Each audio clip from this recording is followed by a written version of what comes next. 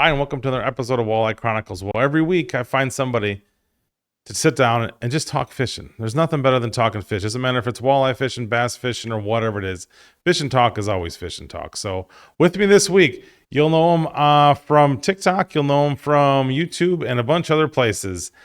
The SP, the NedMaster. What makes you the NedMaster?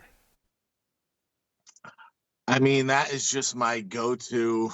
That is my money bait. When I need to catch a fish on Candlewood Lake, that is what I am throwing. And So I'd say 85% of the time it works within like 10 to 15 casts, you're catching a fish. So for all our viewers, what's your actual name? Spencer. Spencer, that's what I thought. Yeah. Because you do a very good job of keeping. I like to do a deep dive and kind of figure stuff out, and I couldn't figure out much from your stuff. You kind of have like a little firewall in there. I couldn't get through of any personal stuff. What do you mean? Oh, what do you mean? Just trying to find your name and all that kind of stuff. You got to do some research to figure out who you are. Oh, yes, I changed my Facebook to a business page, and then I Right? realized I gotta have the same name as my YouTube or something. So now instead of my first name and last name, it's Spencer Ned. I don't even SP NedMaster Right. or something like that. Yes. That's But that was my Facebook I made. That was the original Facebook I made when I was, I don't know, in high school. So that's awesome. The Ned rig is I'm quickly, as even as a walleye guy, I'm quickly loving that thing. I actually spent me and my son last fall. We decided to see how many different fish we could catch on the Ned rig, and we caught I think like 7 different types of fish in under like 2 hours. It's crazy. yes. I mean everyone always bashes it. I mean, I think it's funny. People make fun of the Ned rig. It's cool. But I mean, when I'm reeling in like a 4 or 5 pound smallie on a bait that's like this small, you're like, I mean, who's laughing? I don't need to throw it. I mean, I do still throw big baits, like, the 7-inch glide baits. Mm-hmm. Like, I give them time, but I give it an hour. And if it's, the water, because the bite around here, the Ned rig doesn't pick up until it gets above 50. Like right now, I could go through it all day and I catch a single thing. Okay. But once it gets over 50 degrees here, you can just pick a rock and throw the Ned rig next to it. And it's probably going to be a smallmouth. See, what I like for walleye fishing is it's so close to a jig that it just, to me, it's just another tactic in what you're using, and just kind of change a couple things. The presentation's pretty much the same as what I'd be doing anyways. It's just a little more finesse. Yes, you're just dragging it. I mean, and I've seen YouTubers and stuff, they'll fish it on a bait caster with heavier line. They make those the hooks I use, the Ned lock hooks. Yep. Those hold up to like whatever pound line. They're not bending out. You're not bending one of those out. Hey listeners, let's talk outdoor streaming. What is the best outdoor streaming platform out there? Well, it's simple. It's Fix TV. Not only do they have this great program, but they have all kinds of hunting and fishing shows along with some weaponry shows. So when you get bored and need something to do, get your fix with Fix TV. And when you're done with that and you have that fix to get out in the outdoors, jump on therealshot.com and get everything you need to satisfy your fix. You get it snagged, it's gone. Usually with those Z-Man ones, you can bend them out and you're good. Right. So let's start. Let's do a little deep dive in who you are, where you came from. So where'd you grow up? Well, I grew up in New Milford, Connecticut, right? I'm not on the lake, but like 50 yards away from the lake, I'd say. So so the home of Dan Patrick Show.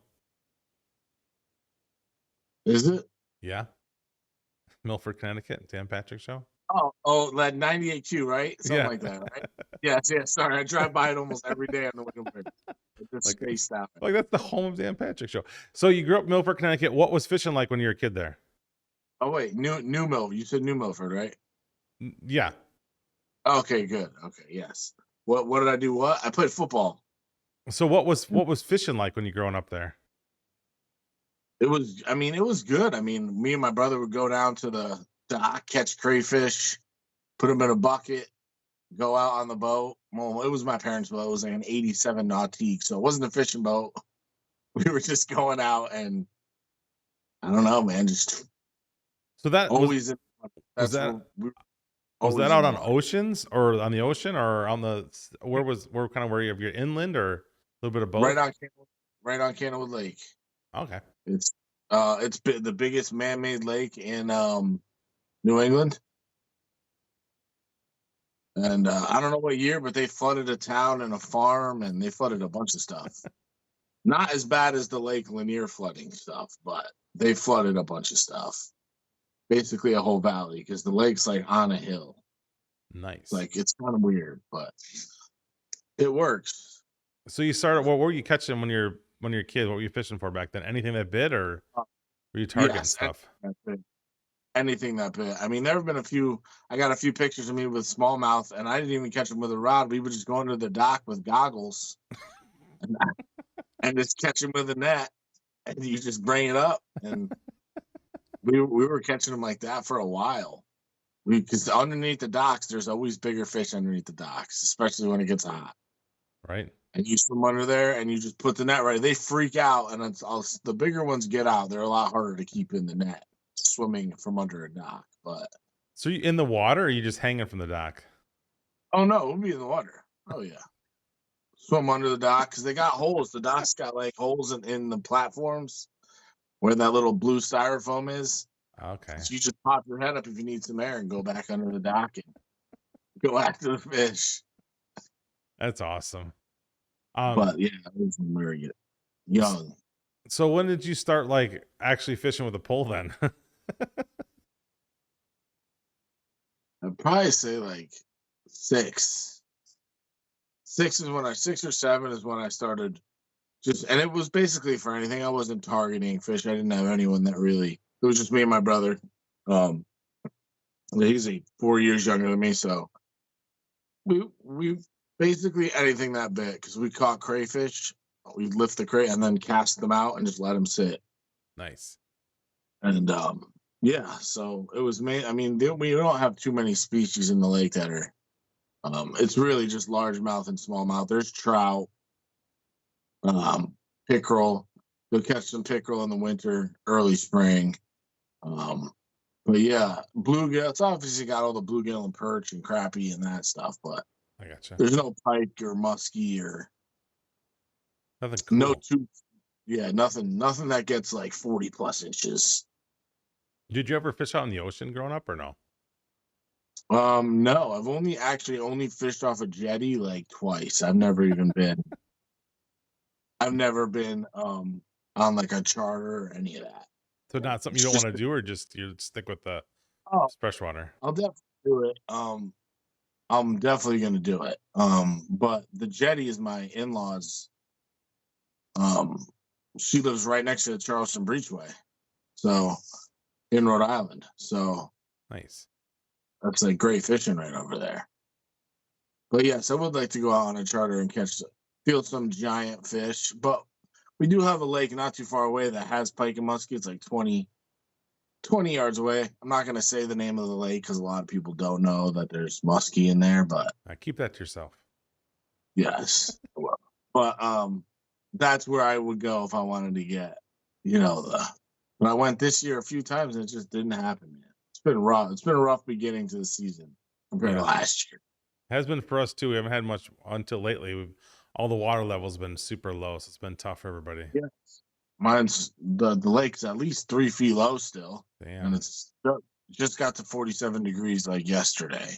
So That's crazy.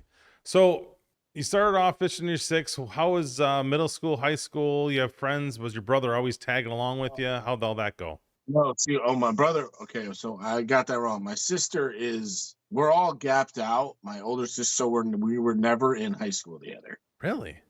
Perfectly gapped out, yes. So we never actually had to run into each other at the high school. Good, because I was the troubled child. My sister was the 4.0 all through UConn, straight A student her whole entire life, and then me, the middle child, who was probably straight. Ah, man, C's at best on a good day. On a good day, and then I started getting into trouble, and that's when I started to get into.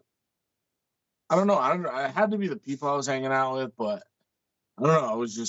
I just didn't care. Didn't have any like I don't know, man. I just don't think that part of my brain of like conscious, like having a conscience, really happened yet. Because I would do what like anything. It was pretty bad. I got in a good amount of trouble. Probably because you didn't have enough fish in your life. Hey. Yes, that is when I stopped. That is the one period of time when I still fished, but like everything else consumed it. 'Cause I went away for a while too, so I couldn't fish, obviously. Oh, damn. Um, but um, yeah, it was just I ended up hanging up with the wrong kids, and it just started going downhill pretty quick after high school. Because I played football in high school, so I was still like, I had to pass. I had Yep. to have good enough grades to stay on the team. So I was still doing all right then. But once high school ended, I didn't know what I wanted to do. I didn't want to go to college.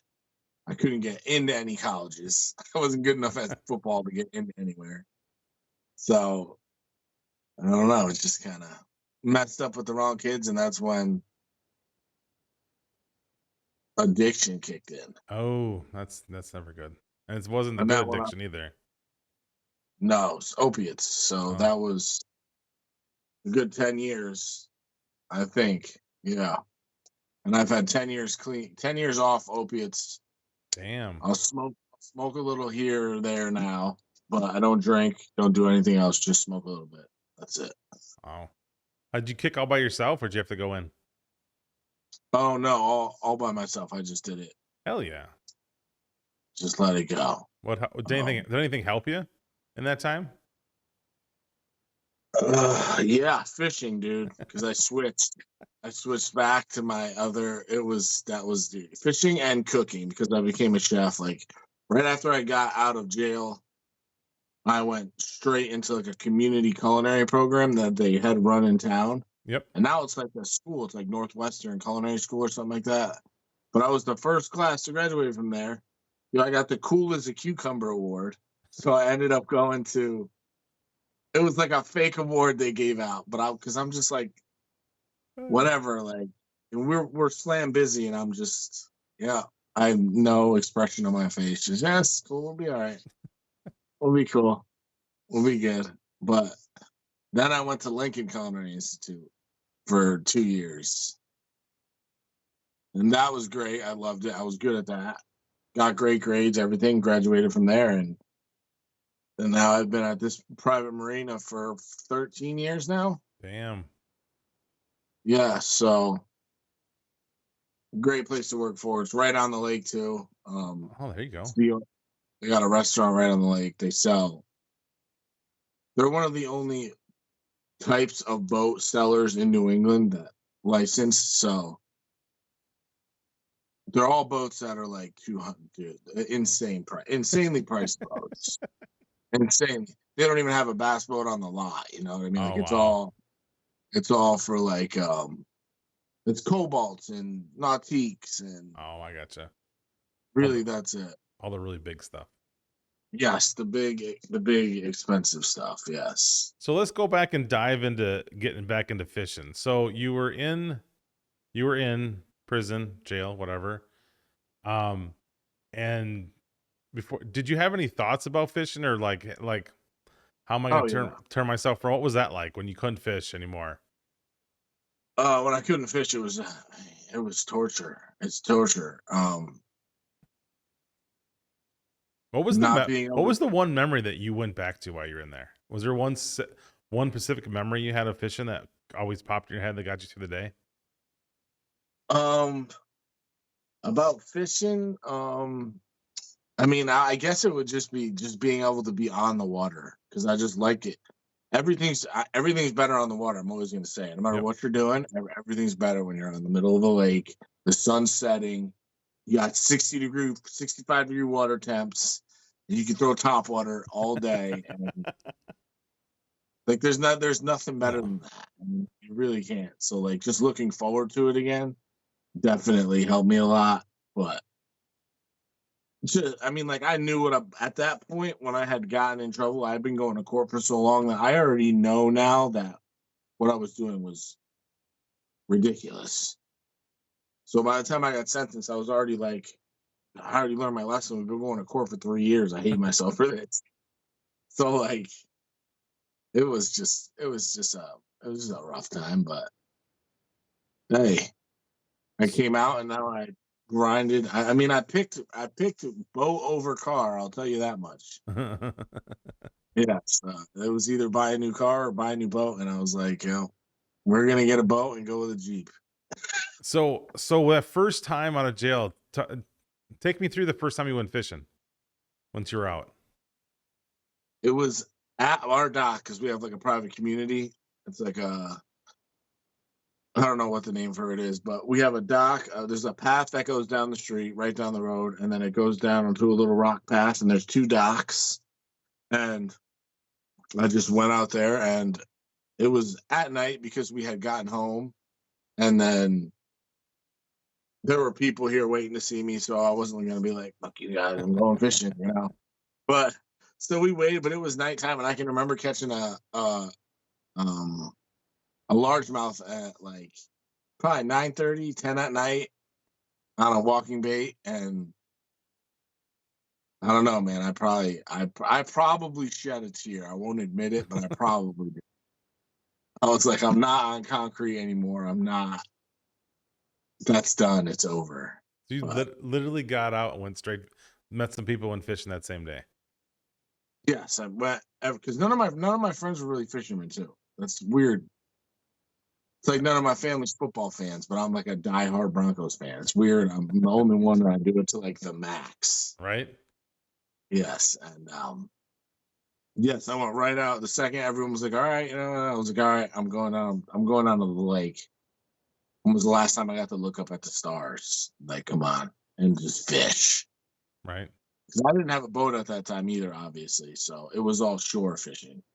But luckily, I'm like I said, 50 yards. I'd say a little bit more than 50 yards from a dock. You can't see it because there's trees, but it's there, and it's good to know it's there. So that become your therapy then, or your new? That's your new addiction. 100%. Oh yeah, 100%. I mean, I work like I said. So I'm in a kitchen for the whole spring and summer. I have Monday and Tuesday off, and every week, you'll hear me mumbling under my breath. I can't on Wednesday morning. I can't wait for Monday morning. Can't wait to go fishing. Um, so I look forward to it every week. I love to cook, but like no one likes to get slammed at work like that. Oh. Like nobody enjoys it. No matter how much you like to cook, you don't like being in the weeds like all day. Right. And oh man, I just lost my train of thought. What was I just talking about? I just totally lost my train of thought. Oh, you're just talking about getting when you're during the weekday fishing, and then trying to Yes, get back to Monday, Tuesday. it keeps me going. Just knowing that I can go fishing, 100%. Was there ever times that like after you got out that were like not really close to kind of going back to the world? Was there ever like use like where you had to use fishing to get away from other things to keep you from Yeah, doing? I had to get away from all my friends. I had to get away. Well, friends. I put them in quotes because none of them were friends. We would just did drugs together. So you had to cut everybody that you were related to drugs out with, and when you do that, you realize there's not many left. No. So what else am I going to do? I went out and I saved up for a $2,400 mirror craft, and I went fishing every day that I could. Hell yeah, the mirror craft. What was that? Was it a V hull or is it something else? It was like a flat bottom, but it had a kind of a V to it. It was weird. It wasn't like a full flat bottom. It had a Force 50 on it. Oh, nice. And it was the slowest boat ever. But it was your boat. But like it was like the motor. I don't know if it was just because it was older. It was a Force Mercury before they were Mercury. Mm-hmm. So it was older. It was the 2-stroke, but like I think the boat was just too heavy for the motor because it was a lot of metal. So I could get to like 20 miles an hour tops. That's funny. But hey, it got me on the water. Heck So. yeah. So did you expand out other lakes, so other places you're fishing? When did that kind of start? Of like, did you start like adventuring out in different places? When I actually got my license, so probably, or I got my license late. You know, I was a troubled kid, so I was not. My parents were not doing anything that had to do with a license. I didn't get my license until I was like 19 years old. Wow. I was in trouble. I would have been in so much more trouble if I had my own license and my own car. Put it that way. 'Cause I still got in all that trouble with people driving me around. Hell, yeah. But then again, you know, I would have been by myself, so there would have been no rats. No, I'm just, That's but true. no, that's not the point of it anyway. But yes, but the Miracraft was definitely. I didn't want to get rid of it, but I knew I had to do it. It was just getting to that point. What did you do anything to the Miracraft to make it your own? Like put electronics on it or bottoms in it, or you just jump it and go? The guy I bought it from was good enough where it had. I don't remember what model Minn Kota it is, but it wasn't one of the ones with the cords you pull and they like shift up. It was the one that comes straight up and goes back. Okay, yep. And it had like spot lock, everything on it. So Hell the guy, yeah. because brand new boat, so he had this thing kind of decked out. So, but the first day I got it was actually pretty crazy. First day I got it, I put the boat in the water with my friend, and we're like, all right, we put it in at the marina, and my house is on the like not the other side of the lake, but a 10-minute ride. Put it in, didn't check anything. I put the boat plug in, you know, didn't check anything. So we get halfway to my house, and we realize that there's water coming up through the floor. The live well tube had rotted out. So there was just water filling up in the boat. And the boat would only do 20 miles an hour. So we're starting to slow down. And the only thing that would help was if I turned because the boat sped up a little bit. So I swung by the dock, dropped my brother off at the dock, and I just kept doing circles until they pulled up with the ramp. And then I beached it right next to the boat ramp and drained it out. And the thing started the next day. Like it was completely submerged in the sand. Damn. Started the next day. That thing was a champ, I will tell you. I bought it for $2,400. I sold it for $2,400, and that was 8 years later. That's a hell of a first start. Right? I was pretty proud of myself. I was like, dude, I didn't lose any money on it. Right? I mean, it's well nowadays it's pretty. Seems like boats don't really go down the valley. I mean, they go down the valley a little bit, but you can generally, if you buy a used boat, it retains value if you take care of it. Yes. And I definitely baby the crap out of my boat, except for, I mean, I got an aluminum boat for a reason because I know I'm hitting the dock. I'm going to be in some hairy spots. It's going to happen. Like if I had a fiberglass boat, I don't know how many repairs I would have already done, but there would have been a few. That's funny. Would have been quite a few.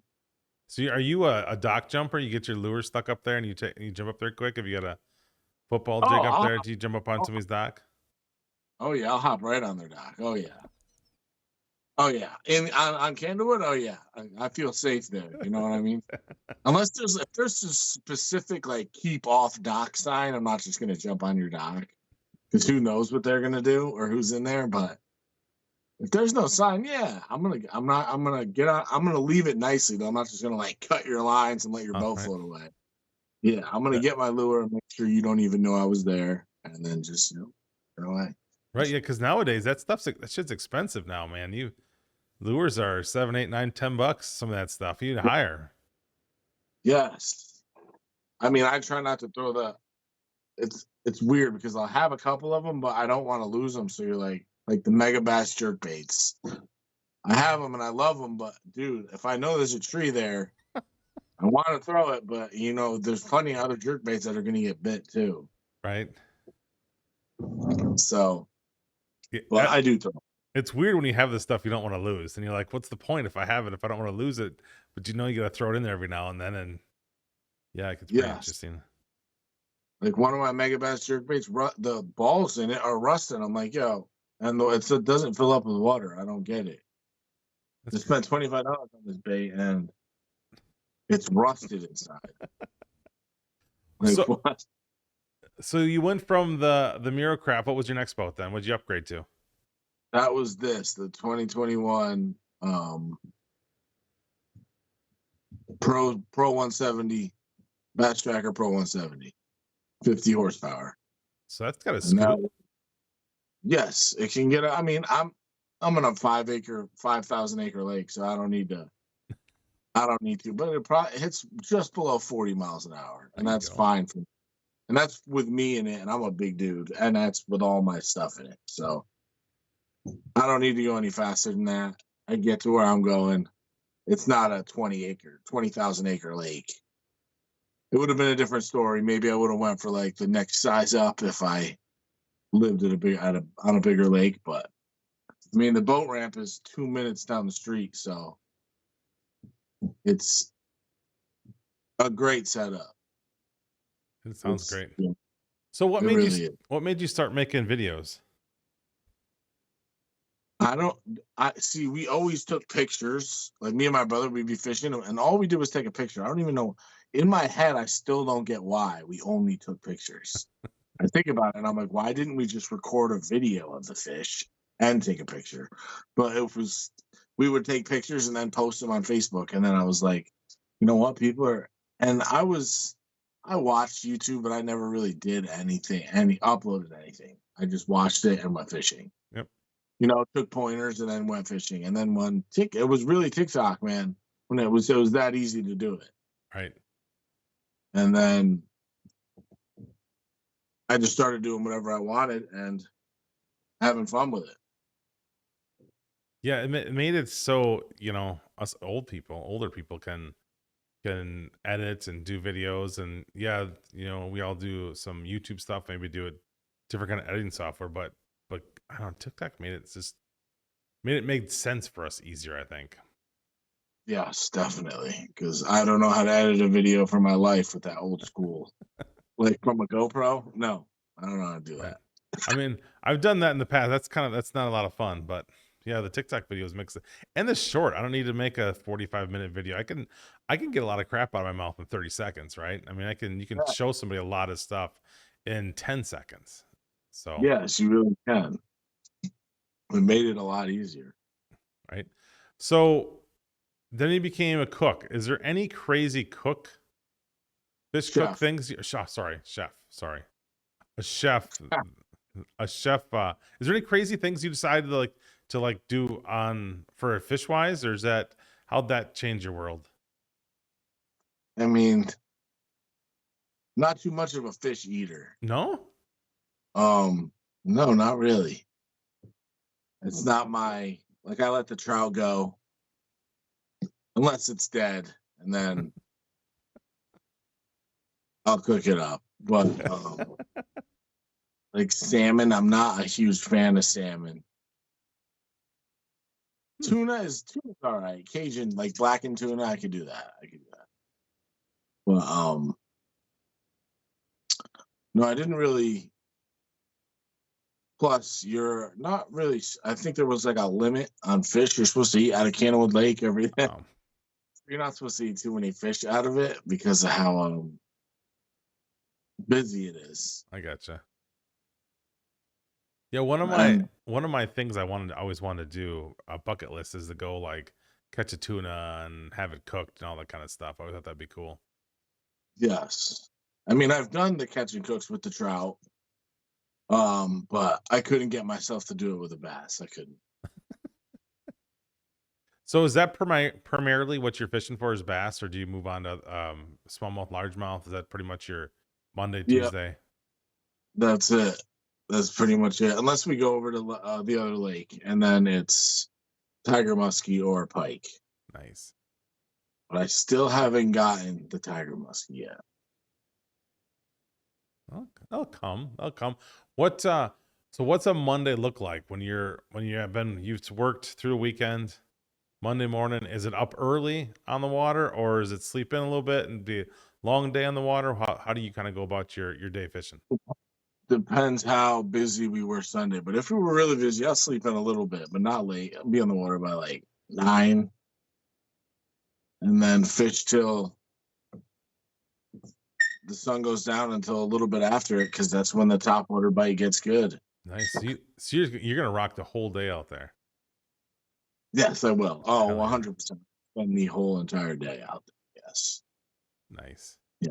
With no break, standing the whole time. As a chef, what snackies you bringing with you? I like beef jerky. We all That's do. that's probably the one thing that, I mean, I don't really cook. I just want to get out on the water as fast as possible and be fishing as most as possible. So like, even if I have a snack while I'm fishing, it's stuffed in it's like fuel. It's not food at that point. My body needs this, but I want to keep fishing. Shove it in my mouth, keep fishing. Right. It's kind of like I love to cook. We all have those things where we stop at the gas station before we go and grab the 3 or 4 things. For me, it's the Celsius.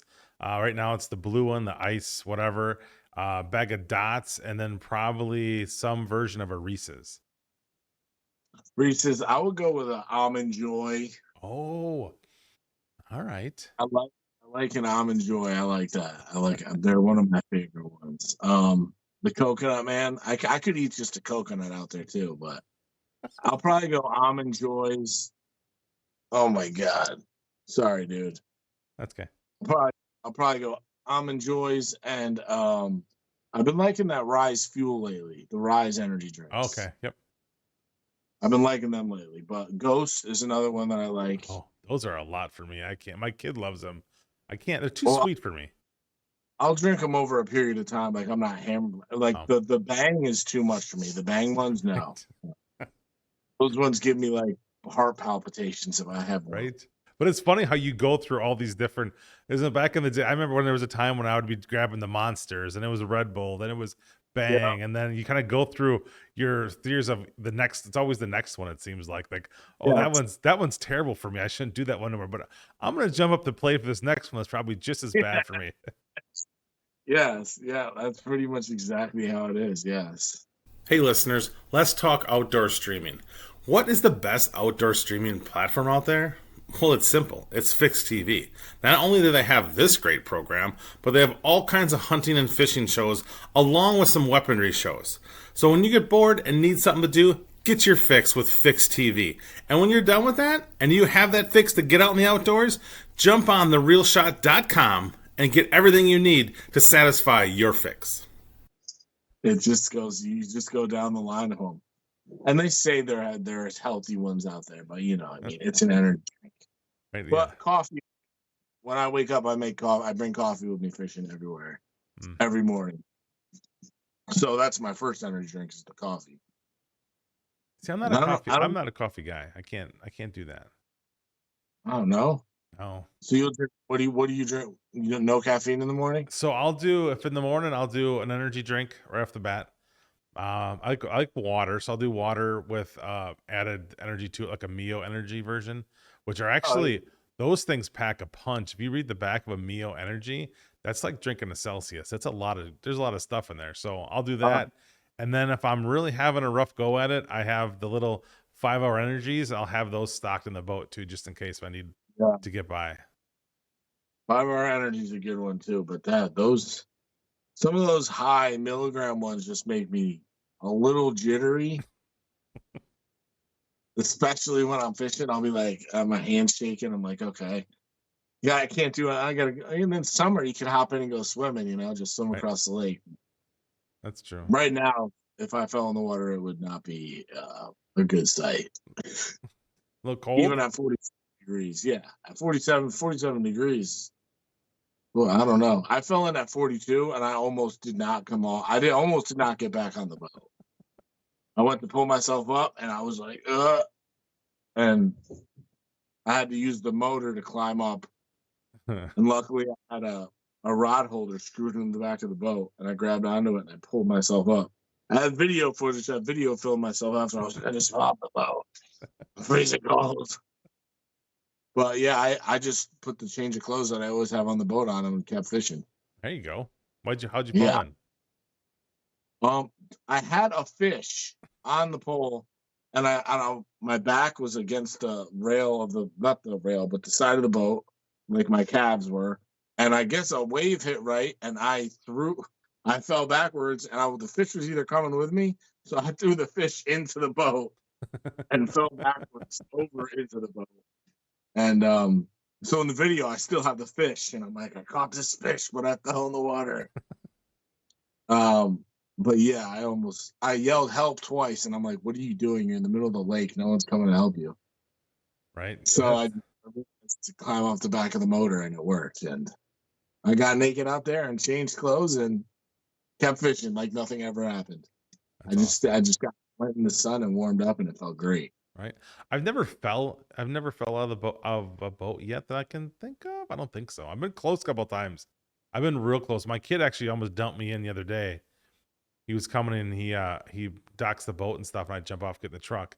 And just as I went to jump, he put in reverse. And like I'm a big fella, and it was like my toenails kept me on. I fell down to the dock, and I look at a guy that was next to me on a different landing. He goes, damn, dude, I didn't think you're gonna make it. I just rolled there. I'm like, I turn around, looked at him, he just laughing. I'm like, you fucker. Yeah, it was the worst feeling because when I went to jump, I'm like, that's a little far, but I'm good. And that last little like pullback, and I'm just like, there's no way. I thought I was going straight in. And it's, up here, we're just crossing 40 degrees water temperature. So it's at the landing, so it would have been terrible, but. Yes, but still, I mean, if you ate the dock too, that right, the dock hurt as it was, but yeah, I've never and I've slipped a couple times and had the grab something on the boat to kind of the side of the boat to hold itself on and have my partner pull me back up, but it's you never know. Sometimes you get so comfortable in the boat too, I think. Yes, you get really comfortable, and on Candlewood Lake, I'm in a 17-foot. It's not a 20-foot fiberglass boat, so it's not as stable when it's really rough out there. So when it's bad, like when it's 20-mile-an-hour winds, I won't even go out because it will. I'll literally. I did it the other day and did a video, and I get up there to do the trolling motor, and I'm already like, So it's more just a balancing act than even fishing, because you're trying to not. If the water's warm, I'll do it, because if I fall in whatever, I'll just get back on the boat. It's fine. But if the water's 40 degrees, no, I'm not. I'm not going to risk a 25 mile, because just wasn't worth it. I drove not even halfway down the lake, and I was like, these waves are insane and it's freezing. I'm going back to my little circle where I put my boat in. I fished all day in there, and it was fine. Well, see us walleye guys, we like that wind because it's easier for the fish. Then it tells where they are. I had a day last weekend where I came home and my toes were sore. I'm like, God, dude, why does your toes hurt? Then I realized it's from balancing, going back and forth all day long. I'm like, because it was the first real long day I've been out this year, and I'm like, holy shit, man. Yes, I got a tendon. I've never heard of any of this. The tendon that runs up between my big toe and the next toe. Okay. After fishing all day with the trolling motor, it's a shooting pain up my whole entire foot. And then the next day I go fishing again, and it just keeps getting worse and worse. And I'm working as a chef, so I'm standing. Right. So my feet are killing me all summer, but I don't care. You got trolling toe. Yeah, trolling motor toe. I have a recessed one. I have everything you're supposed to do. I've looked it up, and other people on Reddit have had the same problem, and that everyone just says get a recessed trolling motor. I'm like, well, I have the recessed pedal. Right. So that's not doing it. I don't know what it is. I think I just need to get a stronger trolling motor. But maybe you're pushing too much. You think in that way, more responsive? Yeah, I mean it's the one that came with the boat. I haven't upgraded yet, and it's been 3 years. So what kind of electronics and stuff you run on their boat? I have on the front. I got the Garmin 900 SV. It has the side and the down imaging. I don't have any live scope or anything like that. I ain't got the money for that. I wish I did. Trust me, I'm not a live scope hater. Okay. If I could afford it, I would have it. I got no problem. If I could afford it, I would have it. There's no question about it. But that side scan in the front, those are pretty awesome up there, though. That really helps. The side and the down imaging, yes, I like that a lot. It definitely. That's the two screens that are on most of the time. That's Well, cool. I do because you can put it like a 3-screen mode. I do like that old style where you just see the little arc and the bait around. You can see it. I don't know. There's something about figuring out a lake like that, Yep. but we'll see. And eventually, I'll get live scope eventually. I'll have it eventually, and then I'll be like, why'd I ever fish any other way? I know that's what I'll say. I don't know. I have it. I'm still trying to figure it out. I can catch fish on it. I can't. Obviously, I'm not like the guys on TV and the guys do it for a living, so it's a little. I don't have the hours into staring at it yet, but it definitely is a different way to fish.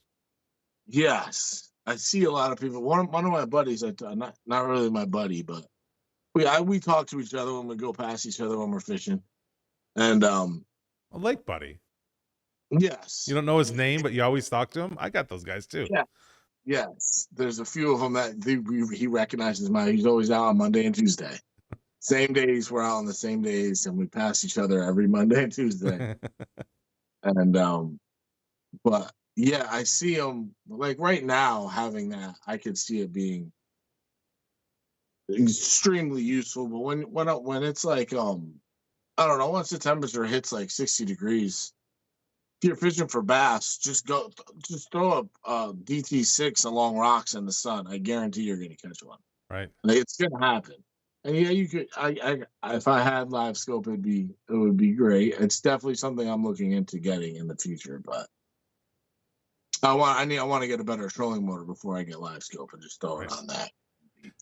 Yeah, it's one of those things where like I can't really watch myself catch the fish per se yet, but I can see they're there, and I kind of just fish more fishy areas. I guess I'm casting. Okay, I see 20 fish out there. I cast my jig. I can't see that damn thing. I mean, maybe my eyes are bad. I'm old, or my settings are off, but at least I know they're over there. And Yes. I don't know if it's really like increased my fishing tenfold, like everybody says it's going to, and I'm going to ruin the world. But I just feel maybe this is more confidence knowing I'm casting to fish and not like randomly casting to nothing. Yes, because that's what I do a lot of that. Because I do a lot of the I'll just throw. 'Cause I know where the spots where they usually are. I've been fishing the lake for so long that there's no secrets on Candlewood Lake. I'll tell you, you can find it. You'll be like, oh, I found this spot. The next day you'll drive to it. There's someone at it. There's no secrets anymore anywhere on that lake. So everyone knows where the best spots are. So you go to it and you go around the corner and you're like, oh, if that bank isn't taken, you're like, oh, yes. Because I'm not jumping in front of someone. Because there's like right now, there's a tournament on Saturday. And I was fishing the other day, it was 70. And the fish, I only caught one fish. Fishing was slow. It was the nicest day of the year so far. So obviously the fishing was slow. But they were hopping like, dude, these dudes were hopping. I would start like right here and be like, all right, I'm going to fish to that point. That's like 20 yards away. Well, no, I'm not. The second I put my trolling motor, the dude just went straight to that point right in front of me. I was like, all right. And caught 2 fish right away, right off the rock. And I was like, dude. So what's your biggest pet peeve then for other fishermen? My biggest pet peeve, is probably that.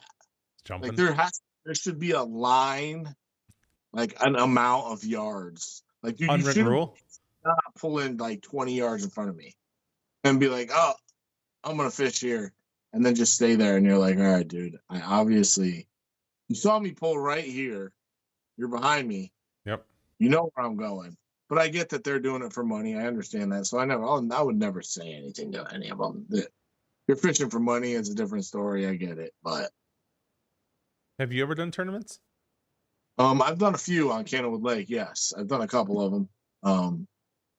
Both did not do well, and there were just days that were just not great for me. Did you like it though? That feeling of anticipation, all that kind of stuff, did that kind of get you going, or not really for you? It did, but with my schedule in the summer and working, it's just Monday and Tuesday are not days that usually tournaments.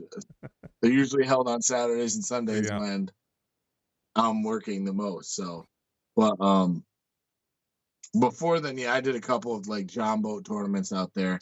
They have a live bait fishing one in November that's cool. I've done a couple times. It's definitely fun. I get why people do it, but I get that rush out of just going and fishing by myself That's cool. and catching fish. So what's your biggest pet peeve for people on your boat? People on my dude, it's gotta be casting. It's gotta be the casting. You'll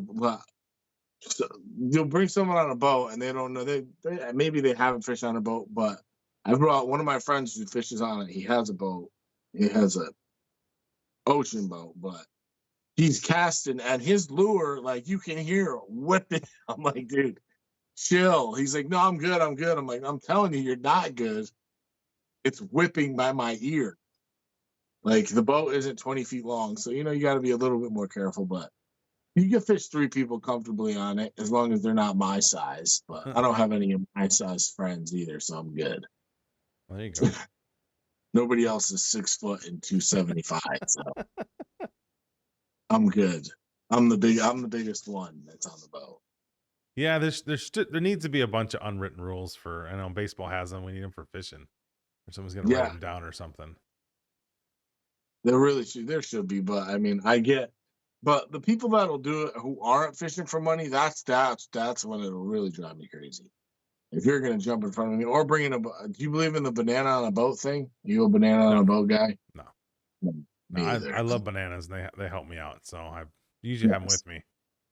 Yes, banana. That's another great snack to bring on the boat. Banana's another one. I don't know what anyone says about the banana. I've had some great days with bananas on the boat. Right? Yeah, it doesn't. I actually didn't really know about the banana thing till TikTok, and I'm like, someone's like, "What's with?" Because we always brought bananas. My dad's a banana guy and grew up. You're out on a hot day, have a cold banana out of the cooler, and you kind of get something back to you. So I didn't really realize it until I saw people on TikTok fishing with boats full of bananas. Like, what the hell's the boat full of bananas for? I'm like, oh, okay, it's I have no clue. Have you ever gotten an argument with another person on the water, like in another boat? No, not I tried to do something. I was gonna do something where because there's a lot like Paul Mueller. He's one of the guys on the Bass. He uses the same boat launch as me. At Lindeming. So I've run into him, and I've always thought this would really make them so angry. But I want to just film it and just pull up on them, like right up on them, like what they do, like right up on them, and then just start fishing and just get their reaction and see what they do. But I've had some with Doc. Doc Karens. Yes, Doc Karens. I've had a few of those, and I know where they are, and I fish their dock on purpose just to get they'll come out of their house and watch me go by. There's a couple that are real bad. I've only had that happen one time where somebody from shore came and yelled at me, and we were up in Door County fishing smallmouth, and it wasn't a very good area. We just were getting kind of back to landing, and the boys wanted to keep fishing, so we just kept going, and they just started yelling at us. I'm like, we're not catching any fish in your shoreline. We're just kind of going through here. I'm confused why you're yelling and just screaming, get away from here. You're not going to catch shit. You know what you're doing? I'm like, yep. Okay. Yep. I'm moving on. Right. It's really, especially the ones that get me, the ones that don't have okay, if I got a $300,000 boat, right. I may take some precautionary, maybe I'll put a rope, like you can tell some people here, they'll put ropes by their docks. So they're trying to stop fishermen from casting in there. Yep. But the people without a boat that come out and yell at you for fishing just their dock, you're like, what? I'm throwing a lure at a piece of wood. I don't understand the issue here. I don't get it. Right. But they really just don't like it. But I like seeing them get mad. I don't ever yell at them back. I'll just kind of say things to gaslight them a little bit. Fire them up a little more. Yes, get them all fired up. This guy's so mad right now. Oh, that's funny. I do the same basic thing too. We up here we do trolling every now and then for walleyes and stuff. So you have the boards out and all that kind of stuff. And there's a lot of unwritten rules of who should go to who and who goes around who or whatever. And I had a couple old guys that yelled at me last year with my son in the boat, and the last thing they said is what a way to teach your kid how to be an asshole fisherman. I'm just, and my kid's older and he's, you know, he's been around me, he's swearing and stuff, and he's just dying giggling because it was really much to do about nothing. But I'm like, I don't really understand why you had to scream at me and my children from Yes. 100 feet away. I'm like, whatever, man. No, yes. There's a couple guys who troll my area of the lake that are definitely older school guys, and you can tell they never wave. They never, and they see me out there every Monday. They don't wave. They just troll right by, turn their head, rubberneck at me, and just, I wave at them every time, but they still don't. It's so weird. They are not lake buddies. No, they're not. They're not. They're not good people. They're not good. But which is weird for the most part. I feel like it's kind of why I started doing this. I feel like anybody that fishes, you can pick up a conversation with them and you can talk with them for whatever about anything. It's the weather, what the bite is. Even if you're bullshitting them because you don't want to tell them what it is, you still have a nice conversation. Yeah, some fishermen are just too, I don't know. I don't know what you go out there for if you're not going out there for, I know you're practice fishing, but you can still have fun and enjoy yourself. You don't have to be like head down, locked in. I'm not going to talk, I'm not even waving. I'm not even looking at another human being. Like, even though I do go out there to get away from everything, anyone can name any place you want to be away from someone, but there's nothing like being on the lake, right? With nobody on your boat and nobody on the lake, and you're just by yourself, and you're like, this is probably one of the greatest moments ever. Right. I've been doing that a lot lately to fish for myself. My kid's got sports or practice, so he's not out to go after work much. So I've been just doing that. Last couple of nights have been just nice and just get out by yourself, turn the radio on, a little Johnny Cash playing lately for me, and it's been freaking awesome. I love it being out there, but my girlfriend comes out a lot. Oh, she's a fisherman too. She cool. Comes out pretty often with me, but but she's quiet too. She enjoys she gets it. Like, she gets the whole, like, I'm fishing to relax. Yep. So I want to catch the biggest fish in the lake every time I go fishing. I'm still fishing to relax, but still to get adrenaline rush. I don't know. It's just a mix of, dude, it checks so many boxes. It sure does. Do you put any music on, or you run music at all, or no? Are you completely quiet? I was playing some of the stuff. I mean, when I was in high school, man, it was like Lil Wayne, like, so I'm playing that, I got that. I got some music going. I'm still on Pandora for life. Oh yeah, me too, man. I see people laugh at that. Like, oh, you're still on Pandora? Hey, man, it plays music. I don't know what the big deal is. Right. I mean, and the other thing too is it's hard to give up something that you've put the thumbs up button on. Your list are perfect now. I thumb down the ones I don't like. I thumb up the ones I like. I got at least an hour of songs that I love, and then they repeat again. I got no problem with that. No, not at all. Not at all. That's perfect. That's awesome. Yes. So if you had to go fishing you only could go one more time. Where are you going? What you take? Who you taking? And what you doing? I can only go fishing one more time. I'm bringing my brother, and we're going to Vaughn's Neck on Candlewood Lake in the middle of the summer. If I could pick the time and everything, like right where that sweet spot, and in between 6 and 9 o'clock, right then, slick calm water.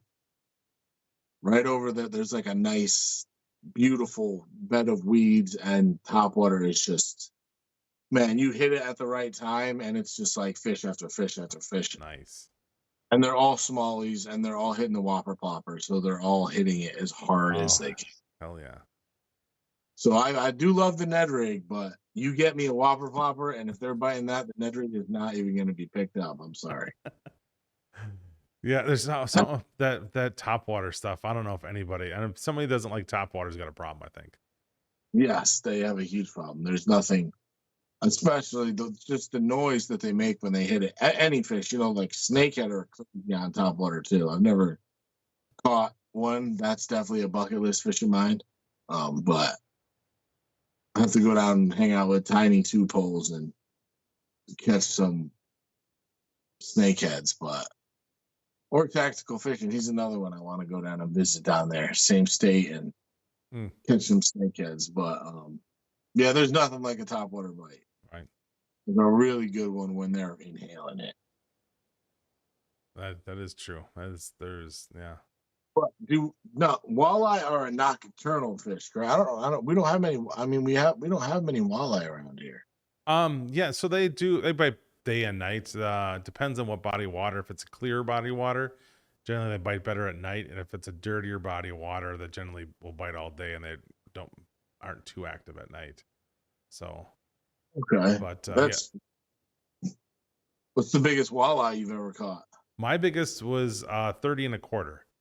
So it was nice. just right around 12 pounds. So but yeah, it's a whole, and I do a little bit of bass. So I grew up fishing walleyes and panfish and flathead catfish, and I accidentally somehow raised a bass kid. So we do got a couple boxes in the boat, and we'll take a left turn every now and then and go cast for bass and hit some docks. I mean, there is some. We have obviously we have Door County up here, the big smallmouth, but there's a lake that I grew up on, Green Lake, that has crystal clear deep water lake. It's got a lot of big homes from people from Chicago and stuff, like a resort lake, and they have some of these big massive wooden docks. And growing up, I had so much fun with my dad just going and casting Mr. Twisters under the dock and catching big rock bass or largemouth or smallies. So that casting docks has always been a joy of mine to do once or twice a year, just to kind of get back. Yes, docks are definitely once the water starts to warm up here a lot, because it can get, like last summer, I think it got to like 80 degrees almost. Oh, the water was 76, 77. Like that's some warm. Like bass are not moving too much in hot water. No. So that is when the Ned rig really shines, because they don't have to move. They just see it and they're like, oh, it's not moving. It's just sitting there. Okay, I'll eat it. What would be the food equivalent for humans? Twinkie? Oh, what? What would be the food equivalent for a Ned rig for a human? A Twinkie, or that'd be chips. You just don't have to do anything with them. You just grab and eat it. Yeah, I think it's chips. It's just there. Just there. You don't gotta do nothing for it. Yeah. A Twinkie or a Twix is a good one. Oh, Twix. I like me a Twix. That would be a Twix. I can't turn down a Twix no matter how freaking hot I am. No. Oh, that's funny. Yeah, there's something to me about that sound of. I mean, it's gonna sound terrible, but the sound of a jig or something hitting off a dock or a metal dock early in the morning. Oh man, it just makes me. So many different feelings come back in my mind of that. It's like its own sound. It's pretty awesome. Yes, a jig is definitely that's another one that catches fish all year round in this lake. Would be a jig. If that's all you wanted to fish, you would catch fish, and you would catch big fish. But I'll fish a jig, but I still go back to that Ned rig, because in my brain, I could get bashed for this, but in my brain, it's like kind of similar. Like you said, you're dragging it on the bottom. If they're eating bait off you're looking for crayfish and they see a Ned rig, why are they going to turn down a Ned rig over a jig? I don't. But sometimes they will. They'll be on the jig and they won't hit the Ned rig. So that's true. It is weird sometimes, but most of the time, if they're hitting the jig, you could throw a Ned rig in there and they're going to eat it. Yeah, for sure. But that's just bait. Smallmouth. I mean, people who get fish for smallmouth, like those Lake Ontario, and they're pulling in like 7-8 pound smallmouth on the Ned rigs. So for sure, I don't know. I catch some big largemouth too on them too. Largemouth like them just as much. My biggest smallmouth was I guess it was just a jig and plastic, but it wasn't. It was an 1/8 ounce jig in plastic, and it was just over 6 pounds, and it was crazy, absolutely crazy. Yeah.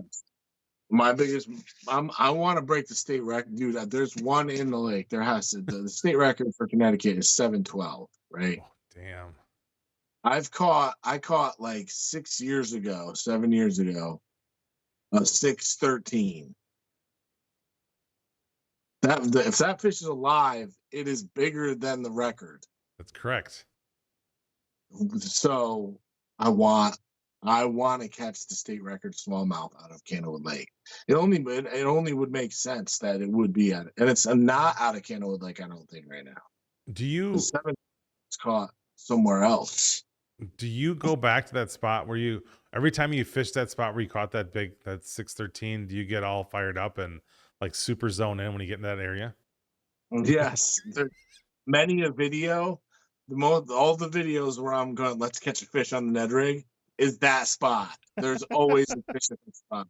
Whether it's a big fish, it's a roll of the dice, whether it's going to be big or not. But sometimes it's like 4 or 5. Other times, it's a smaller one. But I can literally say to the camera, let's catch a fish on the Ned rig and cast in there and pull up a fish. And within 30 seconds it happens. That's awesome. But yes, it's got to be in this lake. There's no way there isn't a bigger fish than a smallmouth. 712. It's got to be in there. It's almost 6,000 acre lake. It gets 90 feet deep. Oh, dude, he's in there. He's in there. He probably doesn't come up above 20.